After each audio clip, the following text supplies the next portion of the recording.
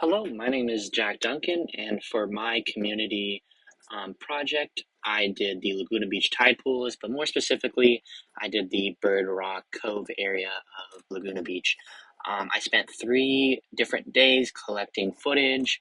I went when it was around low tide, very low tide, and extremely low tide because I wanted to really capture what life looked like when the tide was fairly low.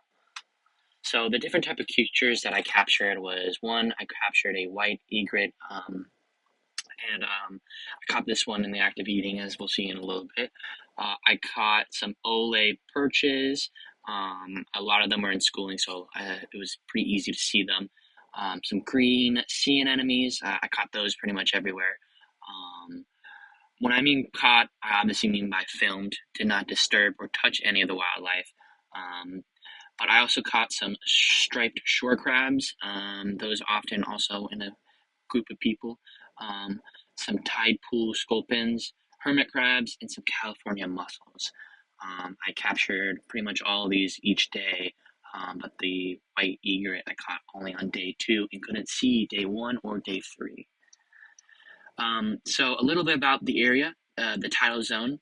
The tidal ranges in Laguna Beach vary from 4 feet to 7 feet, so quite a huge difference. That'll cover a lot of area of the beach. It'll rise quietly significantly. The temperature for the tide pools during low tide, the smaller marine little pockets, they often get pretty hot from just still water. The salinity will also change due to evaporation and rainfalls. It is on the coastline, so after a heavy rainfall, the salinity levels will definitely change from just water rushing down towards the beach. Um, the zones of the tidal zone include the upper, middle, and lower zones. Upper is more exposed to air, extreme temperature fluctuations. The middle zone, periodically submerged, home to barnacle, mussels, and crabs. And the lower, submerged most of the time, supports sea anemone, starfish, and kelp. I caught a lot of middle tidal zone area creatures, but I did go over to upper and lower parts. It is a marine protected area, so it is protected from any commercial or any other um, interference with humans.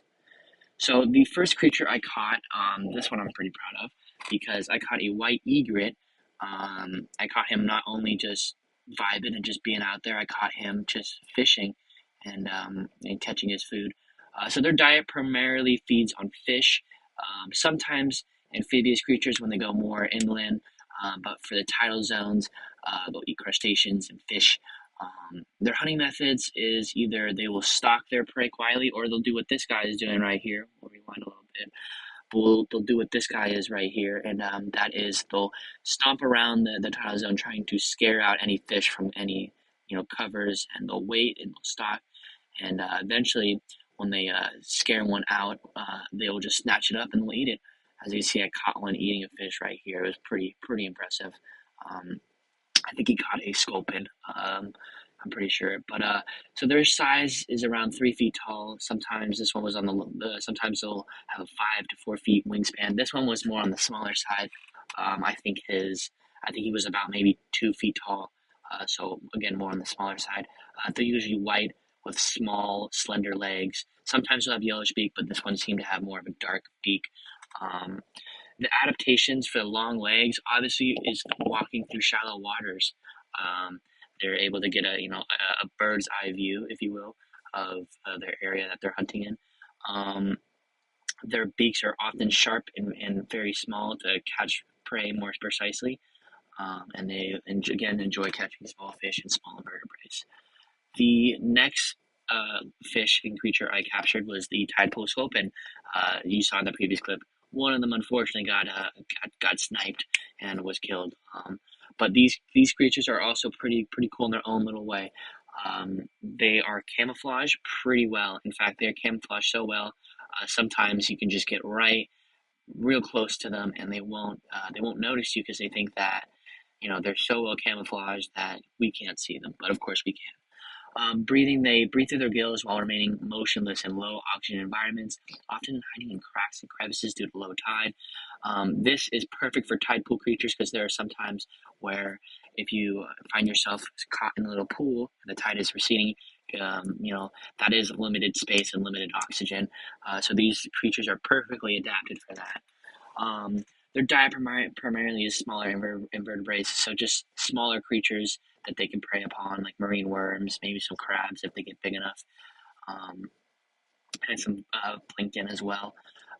As their camouflages pretty well, their hunting methods are they'll hide in the cracks and crevices of the rocks, as you can see right here, and they will wait for their prey to emerge, and they will attack. The size is typically 2 to 4 inches, but down in the tide pool areas where I filmed, I noticed that they were actually pretty small. They were a lot smaller um, than the ones typically found in other areas. The color is usually molted brown, gray, or greenish with darker spots. This again helps with rocky tidal pool environments and other like red algae, as you can see right here in this video. I caught one just blending in perfectly with some of that algae. But their body shape is often flattened with wide and large pectoral fins, which is used for walking along the seafloor as they are flat and they don't really swim like the olaids do. The other creature that I caught were hermit crabs. I caught a lot of these hermit crabs just kind of walking around the tide pools. Their diet, they're omnivorous scavengers. They feed on algae, detritus, and small invertebrates.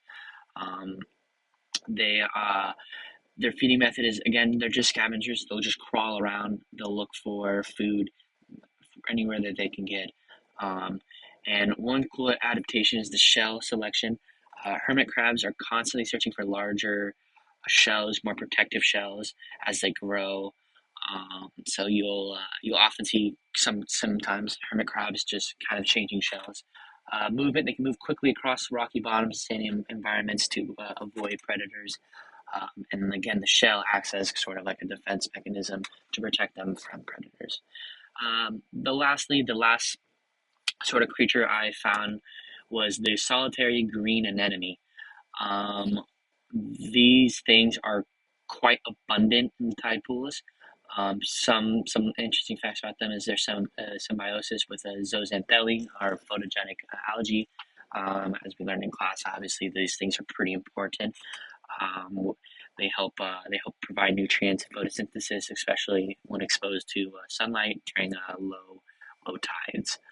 Um, their stinging net bristles or their stinging tentacles have a toxic release mechanism, if you could say. They have stinging cells that are highly effective at damaging an enemy's predators, and also help catching prey. Population, they again were everywhere in the tidal zone. They were in the upper, lower, middle. They were literally everywhere. I saw so many of these green sea anemones, and they were also very, very colorful and very, very pretty.